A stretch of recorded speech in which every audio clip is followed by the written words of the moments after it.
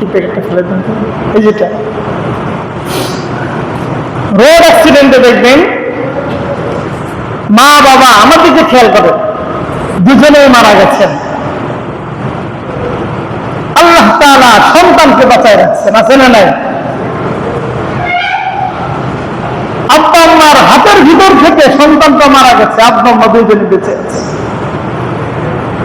এই জন্য আল্লাহ তাআলা যাকে যে অবস্থায় মৃত্যু নির্বাচন করেছে, তার মৃত্যু যদি পাহাড়ের চূড়ায় গিয়ে হওয়ার কথা থাকে, সেখানে যেই তার মৃত্যু হবে।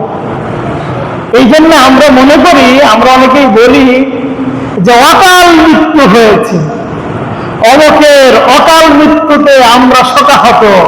মানুষের কোনো অকাল মৃত্যু হয় না, ঠিক কিনা? মানুষের মৃত্যুর কাল এটা নির্বাচিত, ঠিক কিনা? এটা সুনির্দিষ্ট। মানুষের মৃত্যুর দিন, ক্ষণ, সময় এটা সুনির্দিষ্ট। মানুষ ইচ্ছা করলেই আপনার যতটুকু হায়াত, এর চেয়ে আপনি বেশি বাঁচতে পারবেন না। সুনির্দিষ্ট টাইমে আপনার মৃত্যু হবে। এই জন্য আমরা যে বলি অকাল মৃত্যু হয়েছে, না না না, যখন যার মৃত্যু হওয়ার কথা তখন তার মৃত্যু হবেই হবে, কেউ সেটাকে ঠেকাইতে পারবে না। এই জন্য মানুষের মৃত্যুর কাল এটা সুনির্দিষ্ট, নির্বাচন করা হয়েছে। এই যে আমাদের ভিতর থেকে পরকাটা কিছু প্রাণ ধরে পড়ল, মাইলস্টোন স্কুল অ্যান্ড কলেজের শিক্ষার্থীরা, যে আমাদের ভিতর থেকে চলে গেল। কেউ কি কল্পনা করতে পেরেছে, কেউ কি কোনদিন কল্পনা করেছিল যে একটা যুদ্ধ বিমান এটা ইউক্রেন রাশিয়া হতো, যে রাশিয়া ইউক্রেনের একটা স্কুলের উপরে হামলা করেছে? এটা যদি আমরা ইসরায়েলের দিকে যদি আমরা দৃষ্টি করি, এই জালিমদের দিকে যদি খেয়াল করি, তাহলে আমরা হয়তো কিছুটা ধারণা করতে পারতাম যে ফিলিস্তিনের এতগুলো শিশুকে ওরা মেরে ফেলছে, যেটা হর হামেশা ঘটছে। কিন্তু বাংলাদেশে এটা তো আমরা কেউ কল্পনাও করতে পারি না, ঠিক কিনা? কারো ধারণাতেও নেই যে এ ধরনের একটা দুর্ঘটনা ঘটতে পারে। কিন্তু মৃত্যু মানুষের সুনির্দিষ্ট সময় আছে। এই শিশুগুলোর প্রাণ এভাবে চলে যাবে। ইযা জাআ আজালুহুম লা ইস্তাখিরুনা সাআতাও ওয়া লা ইস্তাকদিমুন। মানুষের মৃত্যু কার, কখন, কোথায় আসবে এটা কেউ জানে না।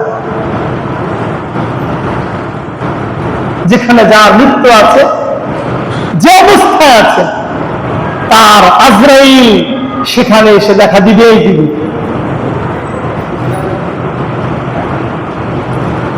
যদি আপনি সিন্ধুকের ভিতরে লুকায় থাকেন, মুসাইয়ে দেয়, সিন্ধুকের ভিতরে কেউ যদি লুকায় থাকে যে আমার কাছে আজরাইল যাতে না আসতে পারে, ঠিকই আজরাইল আপনার সেই সীসা দিয়ে নির্মিত সিন্ধুকের ভিতরে আজরাইল এসে হাজির হয়ে যাবে, ঠিক না? কেউ বাঁচতে পারবে না, আজরাইলের হাত থেকে কেউ বাঁচতে পারবে না। আল্লাহ তাআলা বলেন, কুল ইয়াতাওয়াফাকুম মালাকুল মাউতিল্লাযী ওয়াক্কিলা বিকুম সুম্মা ইলা রাব্বিকুম তুরজাউন। কুল ইয়াতাওয়াফাকুম মালাকুল মাউতিল্লাযী ওয়াক্কিলা বিকুম সুম্মা ইলা রাব্বিকুম তুরজাউন। ওয়ালাউ তারা ইযিল মুজরিমুনা নাকিসু রুউসিহিম عند ربهم ربنا أبصرنا وسمعنا فارجعنا نعمل صالحا إنا موقنون قل يتوفاكم ملك الموت الذي وكل بكم আজরাইল এসে যখন তোমাদের জান কবজ করে নিয়ে যাবে, এরপরে এটা মনে করো না যে আমাকে আর নতুন করে কোনো শাস্তির মুখোমুখি হতে হবে না।